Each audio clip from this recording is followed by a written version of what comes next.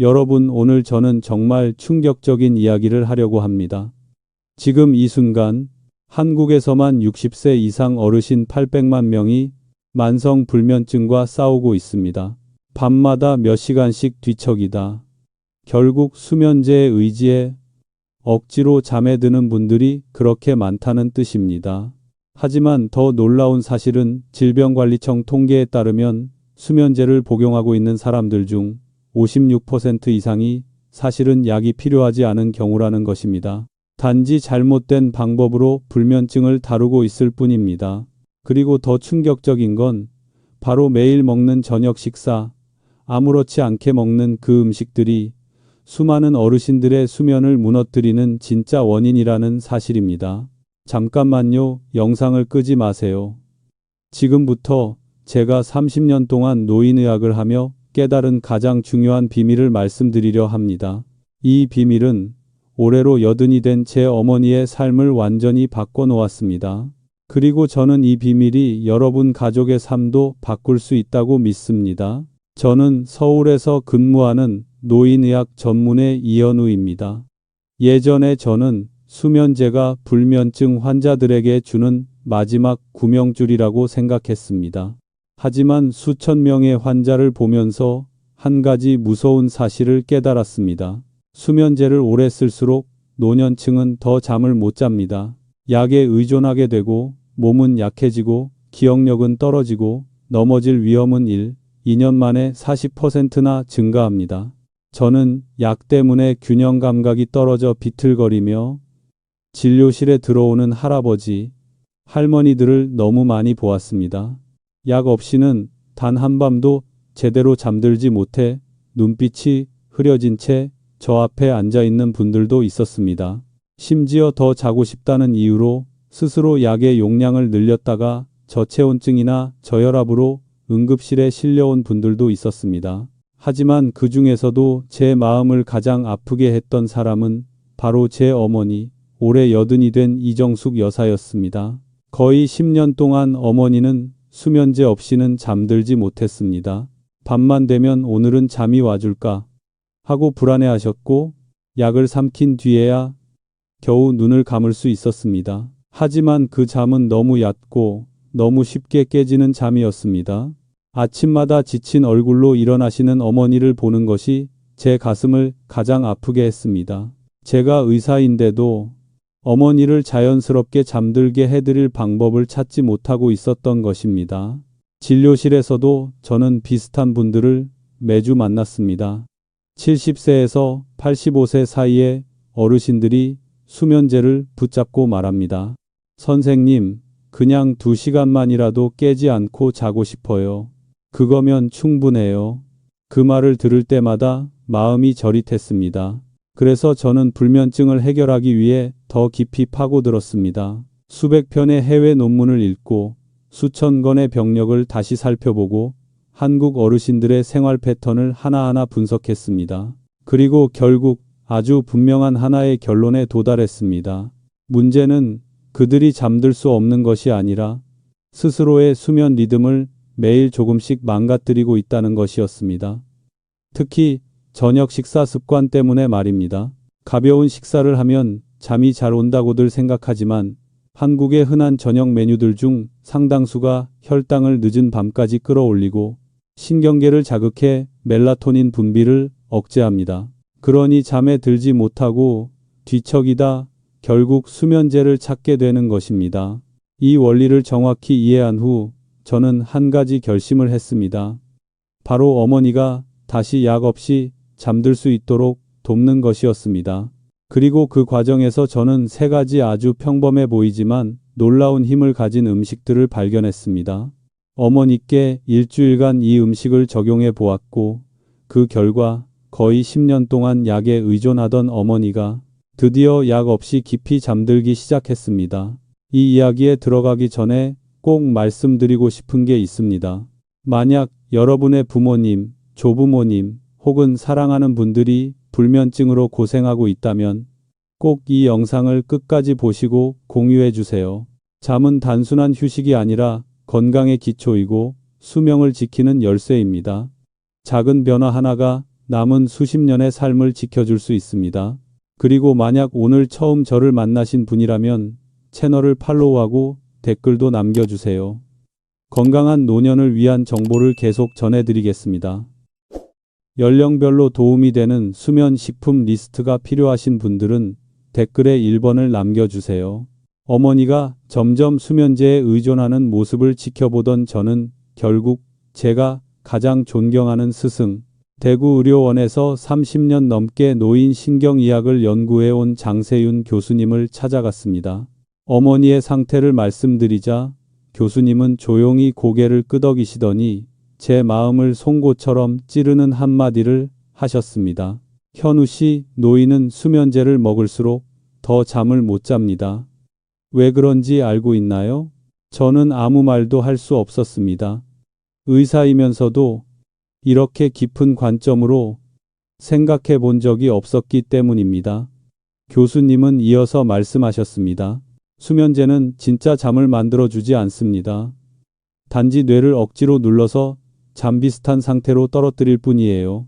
그런 잠은 에너지를 회복시키지도 못하고 세포를 재생시키지도 못하고 기억력을 좋게 만들지도 못합니다. 결국 몸은 약에 적응하고 용량을 더 필요로 하고 나중에는 약 없이는 아예 잠들지 못하게 됩니다. 그 말은 제 가슴을 찢는 칼날처럼 느껴졌습니다.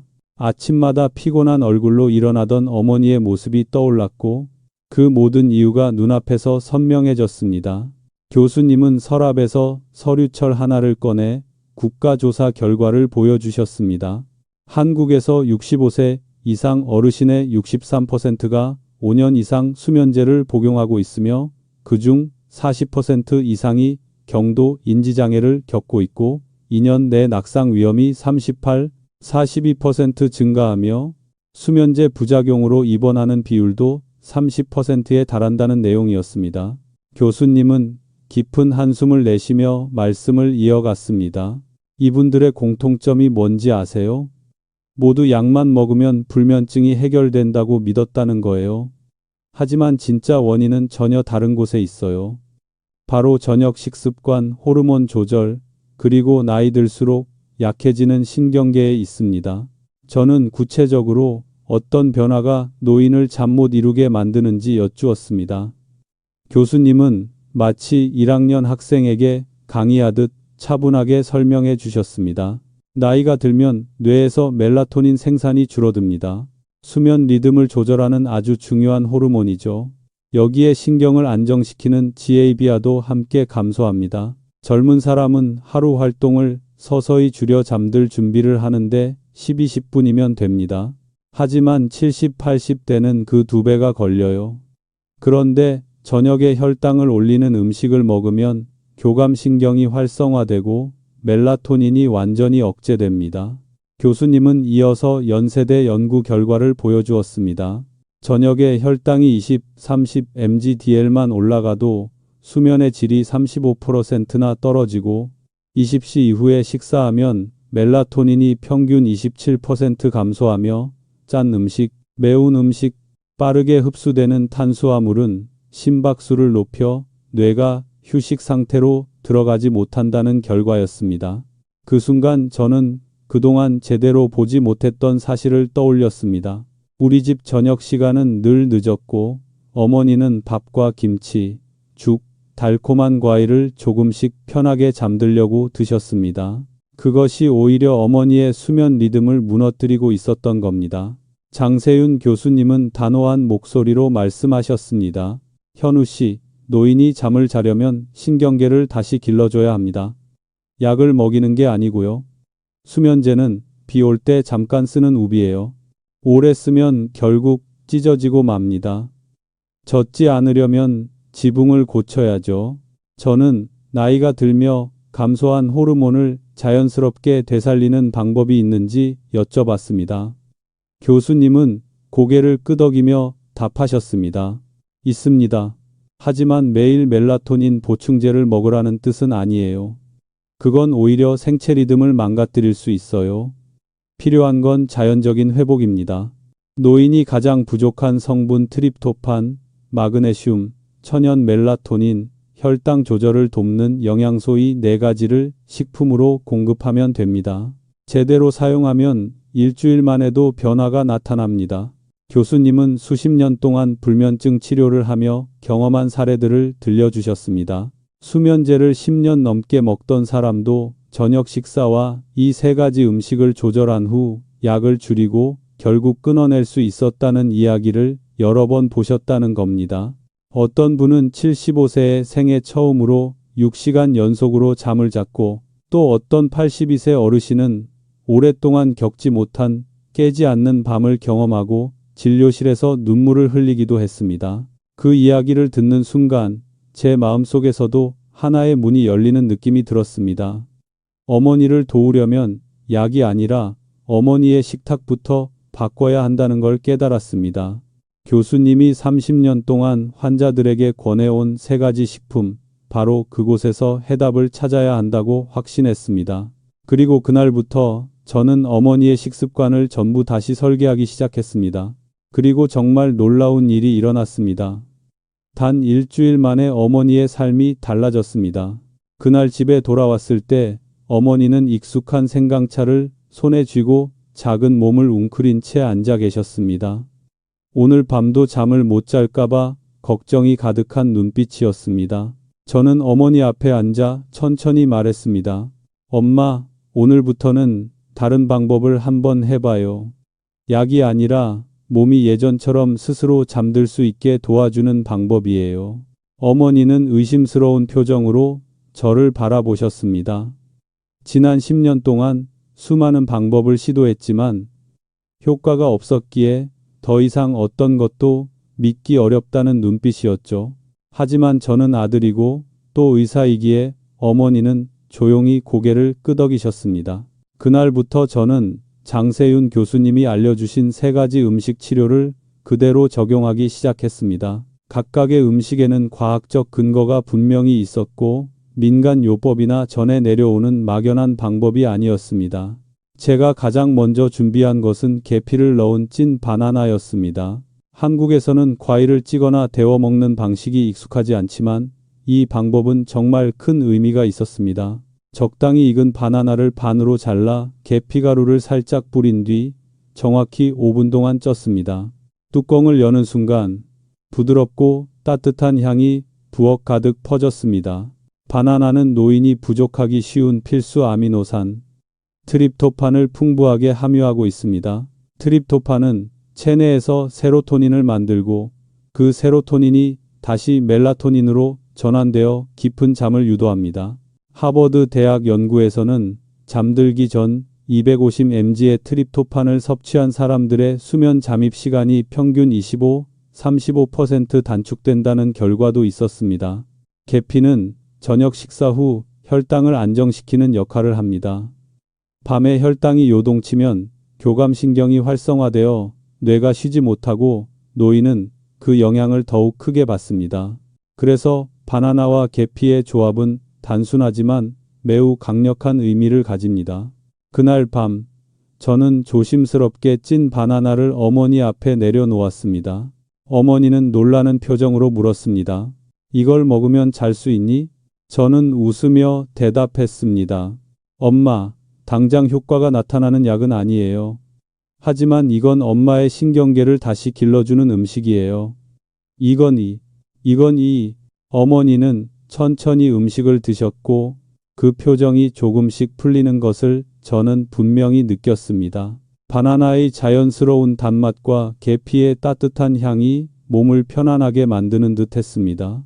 그날 밤 어머니는 여전히 잠드는데 조금 시간이 걸렸지만 잠들기 전에 초조함이 줄었다고 말씀하셨습니다.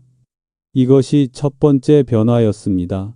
두 번째로 적용한 것은 호두와 따뜻한 우유의 조합이었습니다.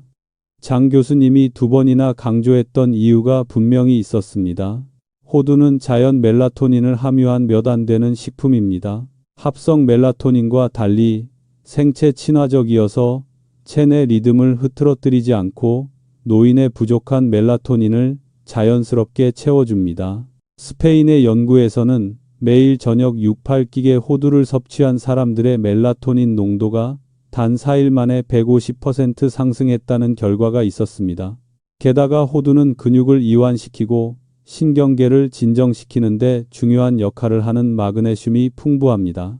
노인들은 흡수 능력이 감소해 마그네슘 부족이 흔한데 이로 인해 잠들기 어렵고 자주 깨며 작은 자극에도 쉽게 놀라게 됩니다. 저는 호두 3알을 잘게 부수어 120ml 따뜻한 우유에 섞어드렸습니다. 우유 속의 트립토판과 호두의 성분이 자연스럽게 결합해 수면을 준비하는데 큰 도움이 됩니다. 다음 날 아침 어머니는 놀란 목소리로 말했습니다. 어제는 2~3번 깨지 않았어. 이어서 다시 잠들었단다. 그 말을 듣는 순간 저는 마치 큰 선물을 받은 듯 마음이 벅차올랐습니다. 3번째 음식은 국화차에 발효꿀을 넣은 것이었습니다. 흔한 꿀이 아니라 오래도록 자연 발효된 꿀입니다. 한국에서는 예로부터 소화기를 안정시키고 밤 시간 혈당을 부드럽게 유지하는 용도로 사용되어 왔습니다. 국화에는 아피제닌이라는 성분이 있어 가바 수용체에 작용하여 신경계를 자연스럽게 진정시키는 효과가 있습니다. 한국의 여러 연구에서도 매일 저녁 150ml의 국화차를 마신 노인들의 수면의 질이 2주 만에 평균 27% 개선되었다는 결과가 있을 정도입니다. 발효꿀은 수면 중 혈당이 너무 떨어지지 않도록 유지해 줍니다. 혈당이 지나치게 낮아지면 코르티솔이 분비되어 몸을 깨워버리기 때문입니다. 어머니는 국화차를 한 모금 마시더니 부드럽게 미소 지었습니다. 향이 참 좋네. 이건 몸이 편안해지는 느낌이다. 그 3가지 음식은 따로 보면 단순하지만 함께 쓰면 완벽한 수면 메커니즘을 만들어줍니다. 바나나는 멜라토닌의 재료를 공급하고 호두는 멜라토닌 자체와 마그네슘을 제공하며 국화차와 발효꿀은 신경계를 안정시키고 밤 동안 혈당을 유지해 줍니다. 둘째 날, 어머니는 잠들기 전에 불안이 확연히 줄었다고 말했습니다. 셋째 날에는 어제는 한 번만 깼어. 그리고 바로 다시 잤단다 라고 하셨습니다. 넷째 날에는 표정이 확연히 밝아졌습니다. 아침마다 붓고 피곤하던 얼굴이 훨씬 편안해 보였습니다. 저는 어머니의 변화를 세밀하게 기록하며 다른 환자들과 비교했습니다. 모든 변화는 장 교수님이 말한 그대로였습니다. 몸이 필요한 영양을 받기 시작하면 생체 리듬은 자연스럽게 회복된다는 것. 5째 날 밤 어머니가 뜻밖의 말을 하셨습니다. 오늘은 그냥 일찍 자고 싶네. 수년 동안 듣지 못했던 말이었습니다. 예전엔 누워도 몇 시간을 뒤척이며 약이 듣기를 기다렸던 분이었는데 이제 몸에서 자연스러운 졸림 신호가 생기기 시작했습니다. 6째 날에는 밤중에 한 번 잠깐 깼을 뿐이었습니다. 그리고 7째 날 정말 놀라운 변화가 찾아왔습니다. 그날 밤 어머니는 찐 바나나와 호두 우유, 국화차를 드시고 평소보다 조금 일찍 방으로 들어가셨습니다. 저는 거실에서 조용히 기다렸습니다. 1시간이 지나 조심스럽게 방문을 열어보니 어머니는 고른 숨결로 깊이 잠들어 계셨습니다. 표정은 편안했고 힘없이 늘어져 있던 어깨까지 이완된 모습이었습니다. 다음 날 아침 어머니는 환한 얼굴로 방에서 나오셨습니다. 현우야, 엄마, 오늘은 아침까지 한 번도 안 깨고 잤어. 순간 저는 믿을 수가 없었습니다. 거의 10년 동안 한 번도 없었던 일, 6시간 이상의 자연스러운 깊은 잠을 약 없이 처음으로 이루어낸 것입니다. 그것도 단 3가지 음식으로 값비싼 것도 아니고 부작용도 없고 무엇보다 의존도 없는 방법. 그저 몸이 잊고 있던 자연스러운 잠의 회로를 다시 깨워준 것뿐이었습니다. 어머니의 눈빛이 맑아지고 걸음걸이가 가벼워지고 얼굴에 빛이 돌아오는 모습을 보며 저는 확신했습니다. 우리는 올바른 길을 걷고 있다는 것을. 하지만 여기서 끝이 아니었습니다. 중요한 것은 단 한 번의 숙면이 아니라 이 좋은 변화가 매일 지속되도록 만드는 일이었습니다. 그래서 저는 그 일주일 동안 어머니에게 일어난 모든 변화를 자세히 기록했고 그 작은 변화들이 결국 어머니의 삶 전체를 바꿔놓았습니다. 그리고 그 이야기를 지금부터 들려드리려 합니다. 첫날부터 저는 어머니의 수면 변화를 하나하나 기록하기 시작했습니다. 어머니가 침대에 눕는 시간, 잠드는 데 걸리는 시간, 밤에 깨어나는 횟수, 아침의 피로감까지 사소한 것 하나도 놓치지 않았습니다. 이 변화가 일시적인 기적이 아니라 정말로 무너졌던 생체 리듬이 회복되고 있는 과정인지 확인하고 싶었기 때문입니다. 그리고 관찰하면 할수록 알 수 있었습니다. 이것은 우연이 아니라 오랫동안 흐트러져 있던 수면 메커니즘이 서서히 제자리를 찾아가는 과정이라는 것을. 처음 이틀 동안은 장세윤 교수님의 지시에 따라 수면제를 서서히 줄여야 했습니다. 예전에는 매일 밤 한 알씩 복용했지만 이제는 반알로 줄였습니다. 의학적으로 고령자는 약을 갑자기 끊으면 오히려 반동성 불면, 불안, 심박수 증가가 나타날 수 있기에 감량 과정이 필수적입니다. 하지만 놀랍게도 어머니는 예상보다 훨씬 잘 적응하셨습니다. 첫째 날, 어머니는 잠이 약간 들쑥날쑥했지만 잠들기 전에 초조함이 확연히 줄었다고 말씀하셨습니다. 둘째 날에는 2번 깼지만 각각 몇 분 만에 다시 잠들었습니다. 예전 같으면 한 번만 깨도 거의 새벽까지 잠을 이루지 못하곤 했는데 말입니다. 셋째 날, 아주 중요한 변화가 나타났습니다. 어머니가 연속으로 4시간을 주무신 것입니다. 겉으로 보면 소박한 변화처럼 보이지만 만성 불면으로 고생한 노인에게는 아주 큰 전진이었습니다. 그날 밤 어머니는 수면제를 4분의 1만 드셨습니다. 제가 어떤 느낌인지 묻자 어머니는 미소를 지으며 말씀하셨습니다. 오늘은 왜인지 몰라도 잠들기가 훨씬 쉬웠어. 누우면 무섭던 그 느낌이 없어졌어. 불면에 시달리는 많은 노인들에게 공통적으로 나타나는 것이 바로 밤에 대한 두려움입니다. 누워도 잠들지 못할까봐, 눈을 감아도 머릿속이 멈추지 않을까봐 그 긴 침묵과 싸우는 것이 너무 괴로워서 오히려 잠을 더 멀리하게 됩니다. 하지만 어머니는 그 두려움을 서서히 벗어던지고 있었습니다. 넷째 날 어머니는 약 5시간 반을 주무셨습니다. 무엇보다 놀라웠던 것은 다음 날 아침이었습니다. 평소보다 훨씬 가벼운 발걸음으로 방에서 나오셨고 혈압과 심박수도 최근 몇 주 중 가장 안정된 상태였습니다. 깊은 수면을 취한 사람에게서 나타나는 전신 염증 수치 감소가 서서히 드러나기 시작한 것입니다. 다섯째 날은 큰 전환점이었습니다. 어머니가 저녁 식사 후 30분쯤 지나 자연스럽게 졸음이 온다고 말씀하신 것입니다. 이는 멜라토닌이 다시 제 시간에 분비되기 시작했다는 명확한 신호입니다. 오랜 기간 약에 의존했던 몸이 스스로 잠을 만드는 법을 점점 기억해 가고 있었습니다. 그날 밤 어머니는 수면제를 전혀 드시지 않았지만 여전히 5시간 이상을 연속해서 주무셨습니다. 저는 문 앞에서 조용히 어머니의 숨소리를 들었습니다. 규칙적이고 깊은 호흡. 마치 제가 어릴 때 들었던 그 편안한 숨결 그대로였습니다. 그 순간 저는 확신했습니다. 우리가 가고 있는 길이 맞다는 것을. 6째 날 어머니는 한 번만 잠시 깨셨다가 금방 다시 잠들었습니다.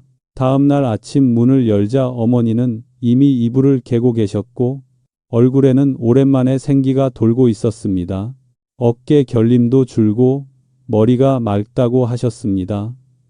깊은 수면이 뇌 혈류와 만성 염증을 개선한다는 연구 결과들이 떠올랐습니다. 어머니의 몸이 그 과정을 그대로 보여주고 있었습니다. 그리고 7번째 밤. 아마 평생 잊지 못할 순간일 것입니다. 어머니는 밤 9시 반쯤 조용히 불을 끄고 침대에 누우셨습니다.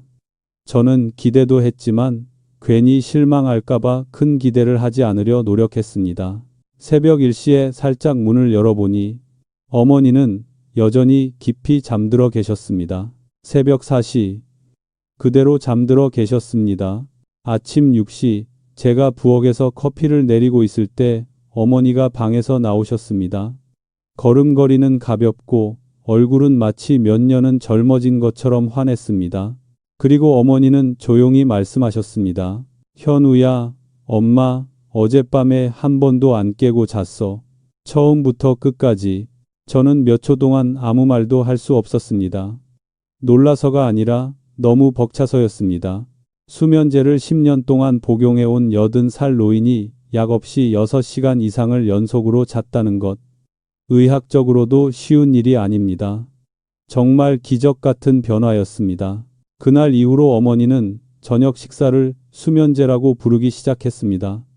약이 아니라 계피 바나나, 따뜻한 호두 우유, 국화차. 매일 저녁 차분하게 준비하고는 스스로에게 말하듯 웃으셨습니다.